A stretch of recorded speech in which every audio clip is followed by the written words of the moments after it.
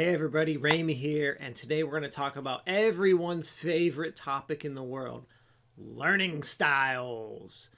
We have two camps. One camp, believes in learning styles. Now we have another camp that does not, and I'm in that camp that does not. Why?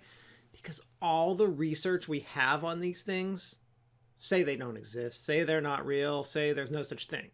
The people that believe are usually the people that, A, were taught in schools, which I get it. Why we're teaching this stuff, I don't know.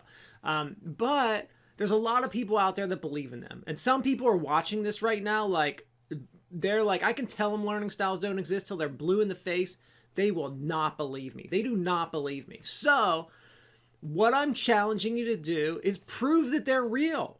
You can tell me they're real all you want to, but prove that they're real and I will believe you. In fact, this website, Work Learning, they've actually been asking people since 2004 to prove they're real, and they're throwing out $5,000 if you can do it. So look, you want to prove me wrong. You want to prove all the researchers are wrong. You want to prove this website wrong. You want to prove this video wrong, and you want to win $5,000. I am challenging you to do it. Go out there and prove learning styles are real. And I'm going to tell you how to do it. I'm going to tell you exactly how to prove that these things are real right now.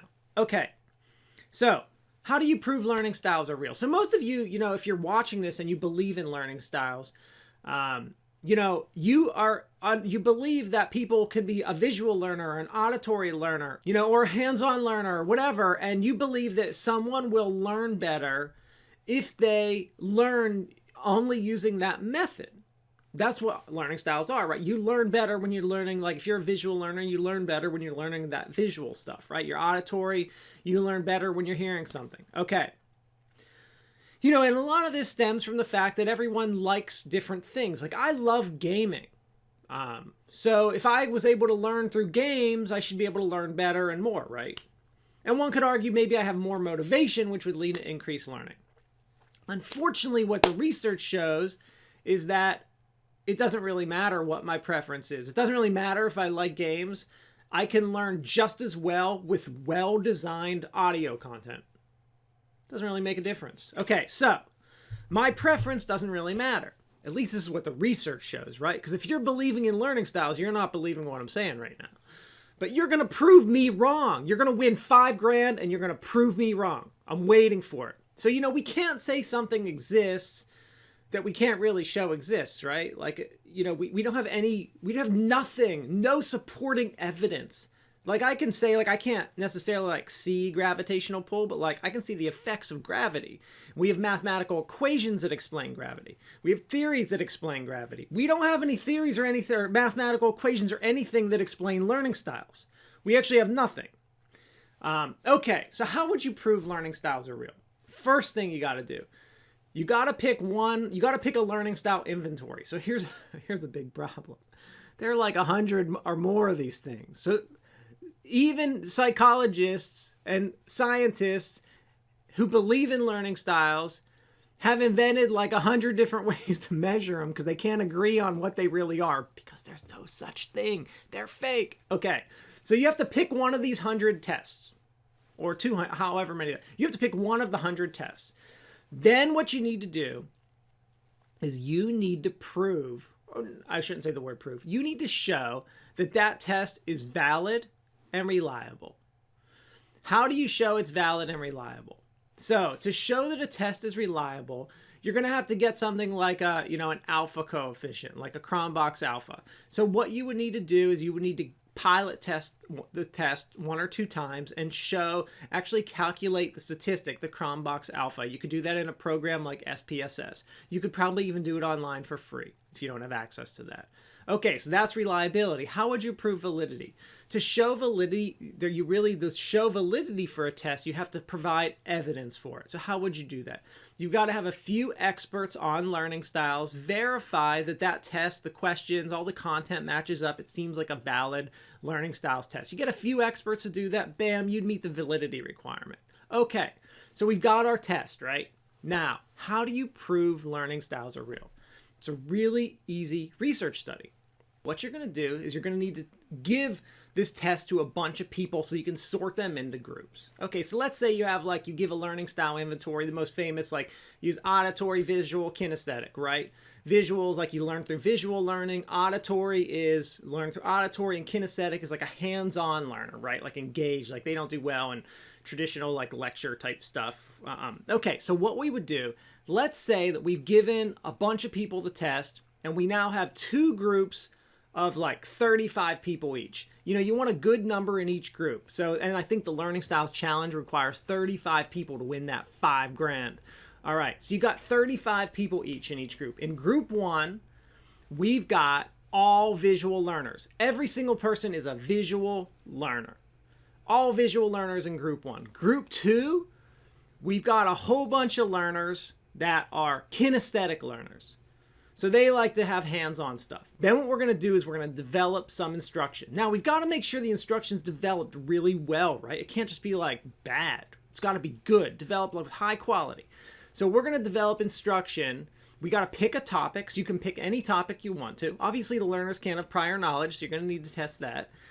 You're going to pick a topic. I do a lot of studies with education students, and I give them topic on the heart.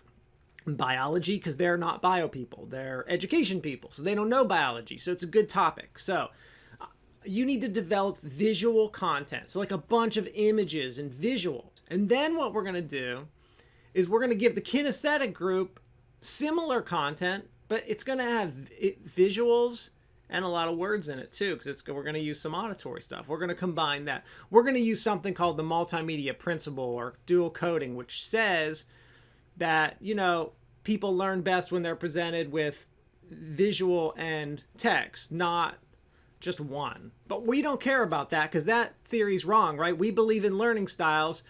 We know that people presented visual content who are visual learners will perform much better than a kinesthetic group presented visual and auditory content. No, kinesthetic learners have to have hands-on stuff, right? Or they're not going to learn well. So we don't believe these. We believe the learning style theory. So we're going to give each of these groups. The visual group's going to get visual content. The kinesthetic group is going to get visual and auditory content. And they're both going to be designed really well by a good instructional designer, great content. We're going to give them a test. The test is going to measure factual content and high-level problem-solving content. And we're going to see how well they do. What do you think's going to happen? Let me tell you what's going to happen. What's going to happen is it's not going to make a difference. Learning style is going to have no impact here. That visual group is going to score much worse than a kinesthetic group. And it's going to have nothing to do with learning styles. Why? Because they're bogus.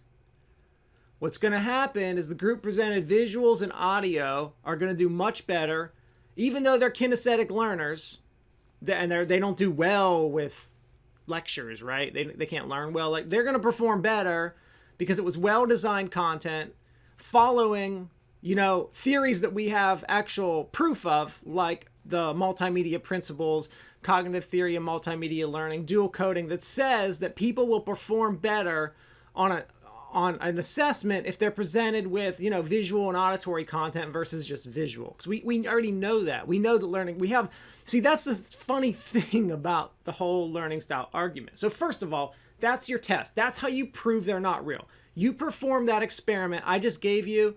Bam, you're going to prove me wrong. You can comment on show us the proof. You're going to win $5,000, 5 big ones. But you know what? My theory, my guess, is that you are not going to be able to do it because we actually have theories out there. So we have nothing that shows we have no data showing learning styles are real whatsoever, right? We have none. But we have tons and tons and tons of real data showing what actually does work. That's the whole funny thing about it, is we actually have theories that explain how people learn. We actually have theories showing how to develop content. And all of those theories are against every single thing that is learning styles. Go ahead, prove me wrong, win some money. Let me hear about it. Thank you very much.